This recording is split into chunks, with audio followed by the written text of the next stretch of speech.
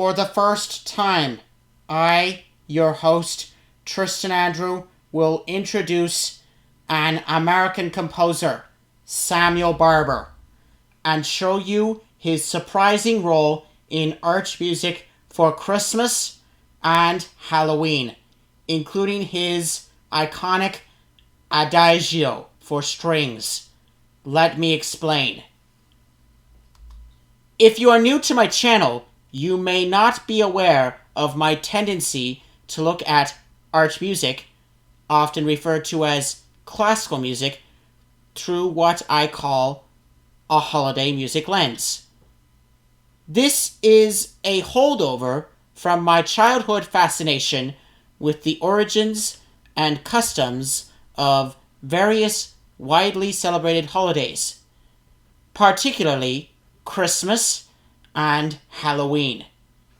Of course, a lot of arch music has been written for Christmas, but I have found that a surprising number of pieces can be associated with the holiday that originally were composed for other purposes.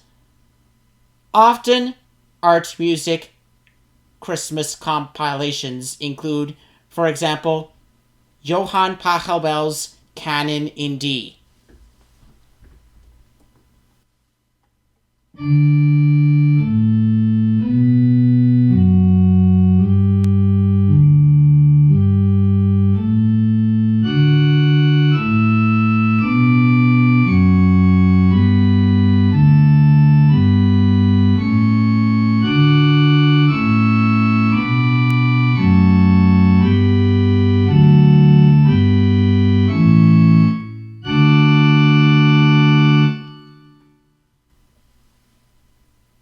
So I have felt no concerns over seeking out reasons to add some of my favorite music to my Christmas playlist.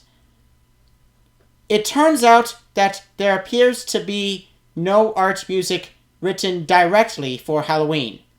Surprising, isn't it? But when you explore the music in terms of concepts that we commonly associate with Halloween, such as death, destiny, supernatural legends, and high drama such as doomed love, there is a whole world of art music open to consideration. It is thus through this holiday lens that I am presenting two works of Samuel Barber, a 20th century composer from a country that I have largely neglected, despite it being my own home, the United States of America.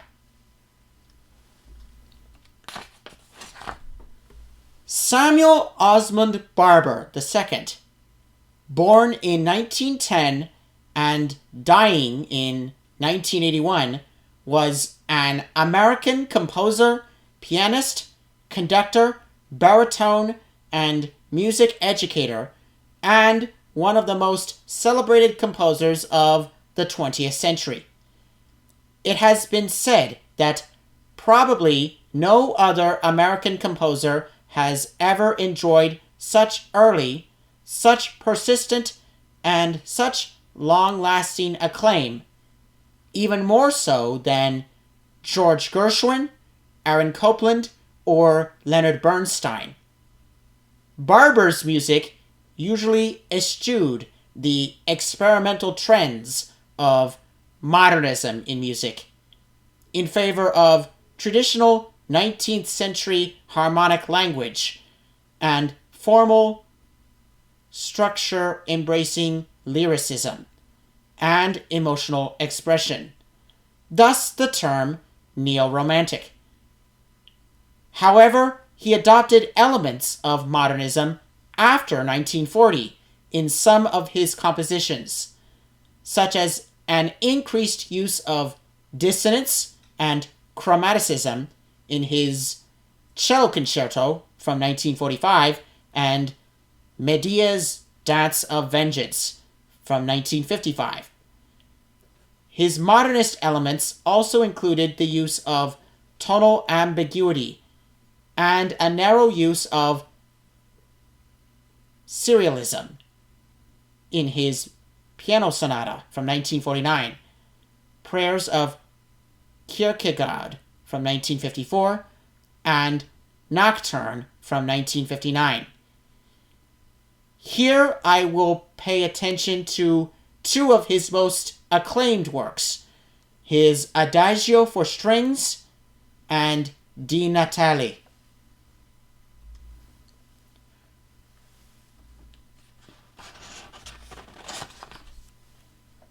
Barber's Adagio for Strings is arguably his best-known work. Taken from the second movement of his string quartet, Opus 11, he arranged it for string orchestra.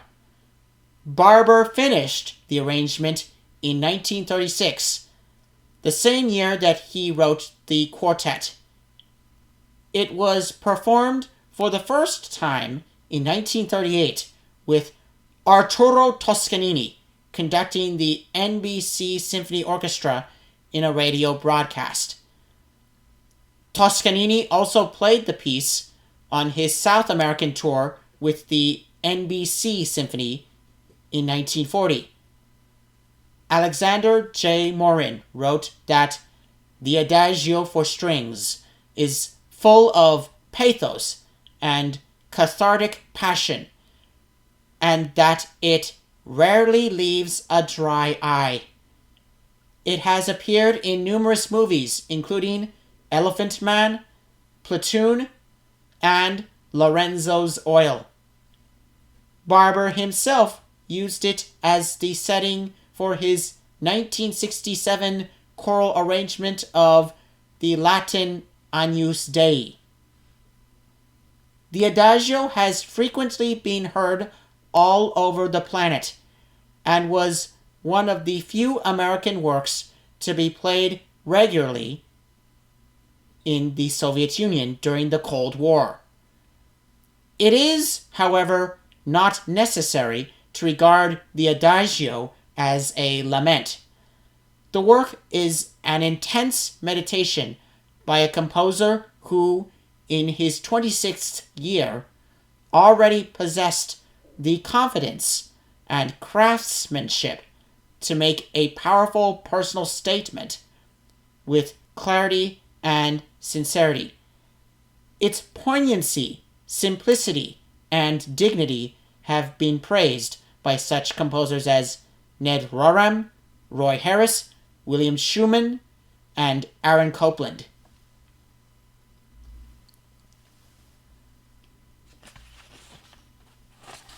The orchestral version conveys both tranquility and grief, and has frequently been chosen to mark occasions of public mourning. It was, for instance, played at the funerals of Franklin Delano Roosevelt, John F. Kennedy, and Princess Grace. The music has something of the archaic dignity of Renaissance polyphony. A rhapsodic ascending phrase is repeated, inverted, expanded, and embellished before rising to a brittle climax, then fading into silence. The gradual build-up and slow release of tension, the archetypical arch form, gives the work an inexorable quality. In the quartet, it serves the work well, giving point and focus to its neighboring movements, though somewhat upstaging them by its eloquence. There is no question that the music is mournful in tone, but there is also a haunting element that helps to make this work appropriate for a Halloween playlist. For me, art music serves as the basis for a grand epic filled with villains and heroes on an apocalyptic scale. For example, the Adagio for Strings follows the last act of Georges Bizet's Carmen, which in my mind features Escamillo's bull as a disguise of Satan, who kills the Toreador and then destroys Seville itself with the aid of his minions. The Adagio segues into Ruggero Leoncavallo's I Pagliacci and Michel Fokин's version of Nikolai Rimsky-Korsakov's Scheherazade, which share the fate of the Norse pantheon in Ragnarok, what Richard Wagner, in his Ring cycle, calls Götterdämmerung, the twilight of the gods. Along with the Adagio, I bring in Pixar's Wall-E and Eve to help clean up the aftermath of all that destruction and bring in some hope.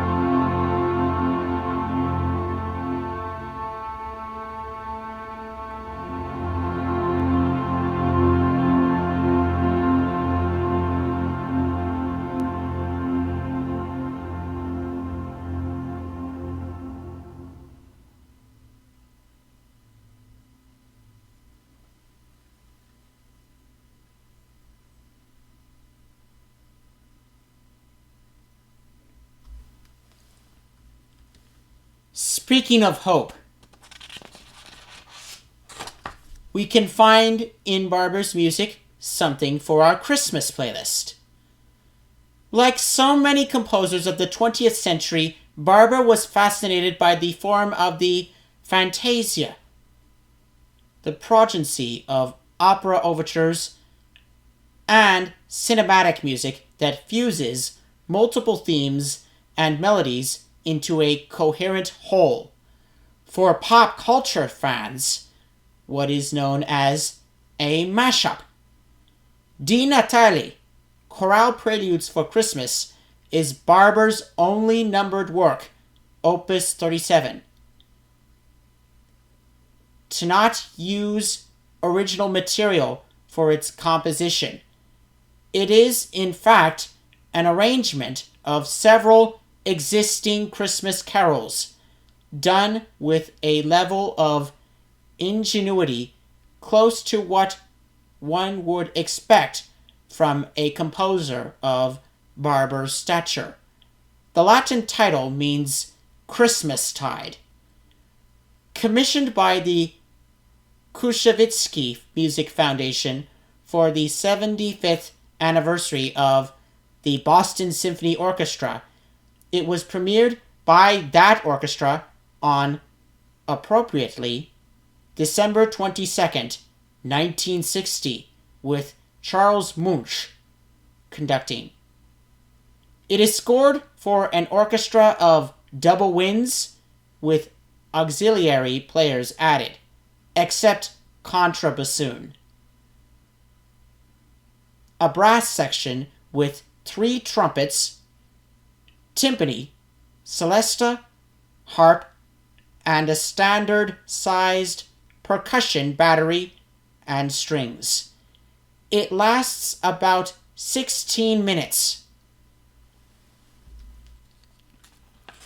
Right from the beginning, O come, Emmanuel, Veni, Veni, Emmanuel, we can see examples of Barber's love of classical contrapuntal tricks, examples of which abound. The melody, at a steady pace, is stated in the first trumpet, shadowed not only by a canon, a fifth below in solo trombone, but by an augmentation of the tune at the double octave in pizzicato cellos and basses. The other carols included Es ist ein Rosensprungen, We Three Kings of Orient are, God Rest Ye Merry Gentlemen, Good King Wenceslas, and Stille Nacht, Silent Night, which bring the work to a tranquil close. A variety of devices are used to vary the material, brief variations of the tunes, antiphonal use of instrumental groups, strong textural contrasts.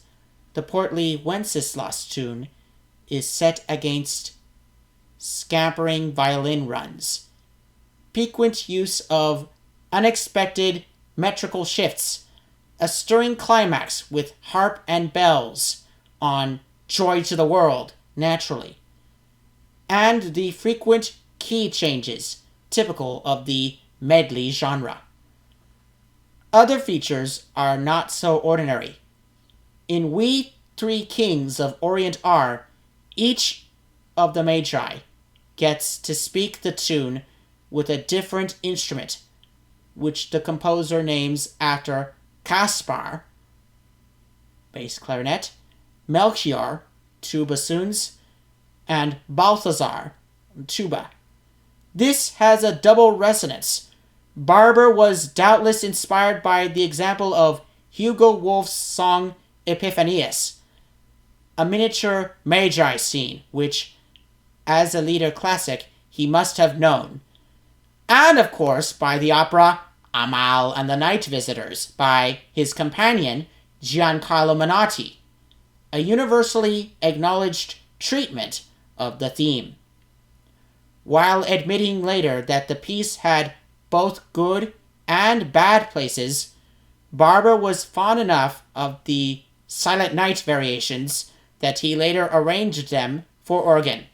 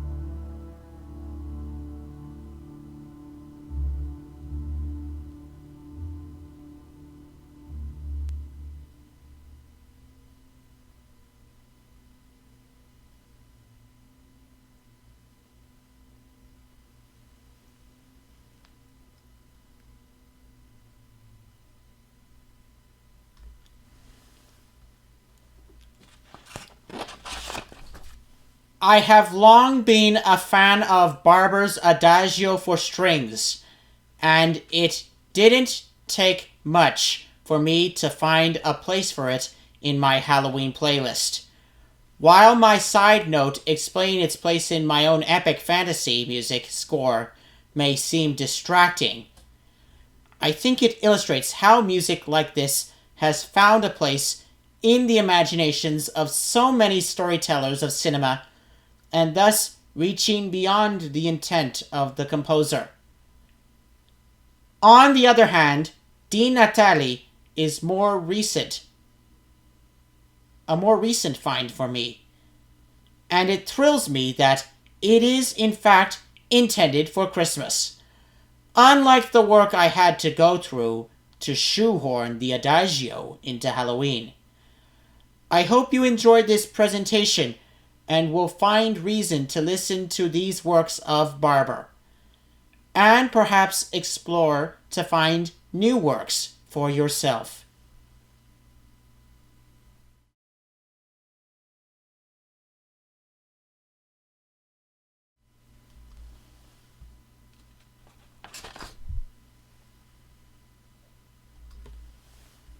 So ends our survey of Samuel Barber for the holidays. I hope you learned something from this Neoromantic composer of our nation. Thanks for watching. Please subscribe, comment, and most importantly, keep listening. This is Tristan Andrew signing off.